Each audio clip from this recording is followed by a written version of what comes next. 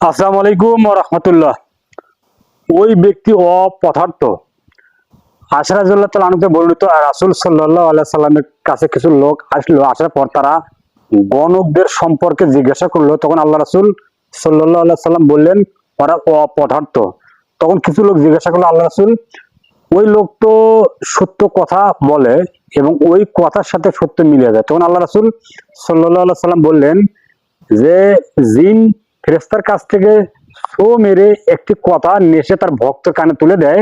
এরপরে এই ভক্ত এর সাথে 100টি কথা মিথ্যে বলে মানুষকে বলে। সম্মানিত উপস্থিতি, যারা গণকের কাছে যান তাদের জন্য এই ভিডিওটা। আপনারা গণকের কাছে যাবেন না, গণক সবসময় মিথ্যে কথা বলে।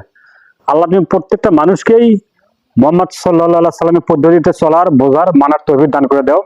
আর যারা গণকের কাছে যায়, গণক হচ্ছে অপদার্থ। তিনি একটার সাথে 100টা মিথ্যে কথা বলিয়ে মানুষের কানে দেয়, আর মানুষ এই কথা বিশ্বাস করে নেয় এবং তাদের ঈমান ধ্বংস হয়ে যায়। আল্লাহ তো প্রত্যেকটা মানুষকে বোঝার তৌফিক দান করে দাও, আমিন।